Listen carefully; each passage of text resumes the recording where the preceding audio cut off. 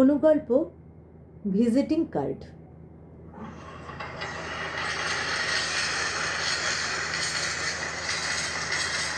Hello Aniket, হ্যাঁ আকাশ বলছি রে। শোন না, কাল সকালে বাড়ি পৌঁছে আমি তোকে ভিজিটিং কার্ডগুলো দিয়ে আসবো। হ্যাঁ হ্যাঁ হ্যাঁ, আর কিছু ভাবনাও শেয়ার করবো অনুষ্ঠানের বিষয়ে।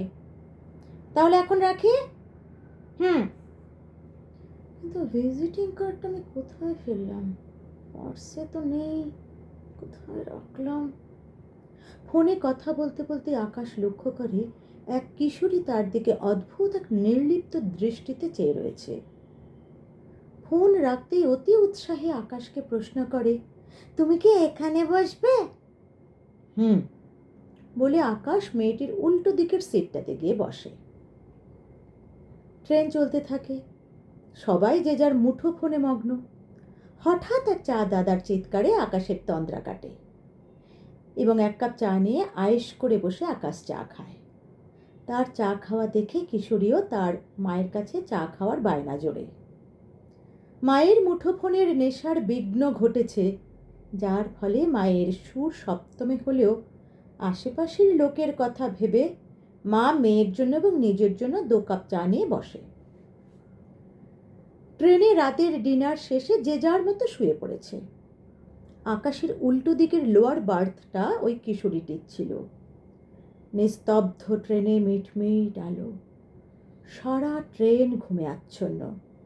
হঠাৎ মাঝরাতে ঘুম ভেঙে আকাশ দেখে কিশোরীটি মাথা নিচু করে লুকিয়ে কি যেন সব করছে। পাশ ফিরে আকাশ আবার নিজের মতো করে ঘুমিয়ে পড়ে। ভোরবেলা এক চাপা কণ্ঠস্বরে আকাশের নিদ্রা ভঙ্গ হয়। পাখি, এই পাখি, এই ভোরবেলা তুই এত সেজেছিস কেন? আর ওই দাদার পায়ের কাছে বসেছিস কেন? আয় এদিকে আয় পাখি, এদিকে এসে বস, নিজের সেটে এসে বস। মায়েদের কথার অভিব্যক্তি বোঝা দেয়, কিন্তু আকাশ পাখির এক অসাধারণ সরল সৌন্দর্যে মুগ্ধ হয়ে যায়। সকালের ফুলেদের মনে হয় এমনই আকৃতি থাকে যাতে রূপের চেয়েও লাবণ্য বেশি। অবশেষে ট্রেন হাওড়ায় এসে দাঁড়ায়। যে যার মতো লাগেজ গোছাতে ব্যস্ত। আকাশ নিজের লাগেজ গোছাতে গিয়ে দেখে ওর বালিশের নিচে সেই হারিয়ে যাওয়া ভিজিটিং কার্ডটা, এবং তার মধ্যে লিপস্টিক দিয়ে একটা ঠোঁট আঁকা আর 983000 একটা ফোন নম্বর লেখা। তখন বেলা 11টা। আকাশ ওই নম্বরে রিং করতেই উল্টো দিকে মধুর ধ্বনি, হ্যাঁ হ্যালো, আমি পাখি বলছি। আহা, কি সুমধুর কণ্ঠস্বর। হ্যাঁ পাখি, তুমি ভালো আছো তো? পাখি, তোমার মাকে একবার ফোনটা দাও তো। পাখি মাকে ফোনটা দিয়ে মায়ের জামা ধরে দাঁড়িয়ে থাকে আর কিছু শুনবার জন্য অপেক্ষা করে। নমস্কার আন্টি, আমি আকাশ চ্যাটার্জি কথা বলছি। কাল আপনাদের সাথে পাশাপাশি বসে ট্রেনে আসলাম, নিশ্চয়ই চিনতে পারছেন।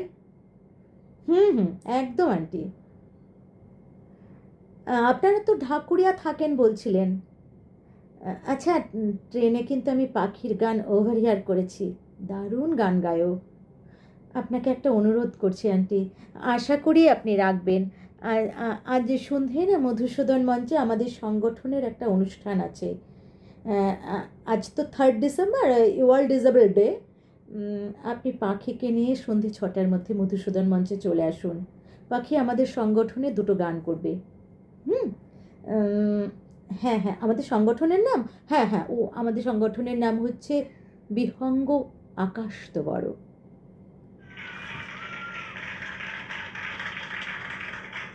আমাদের এবারের শিল্পী পাখি ভট্টাচার্য।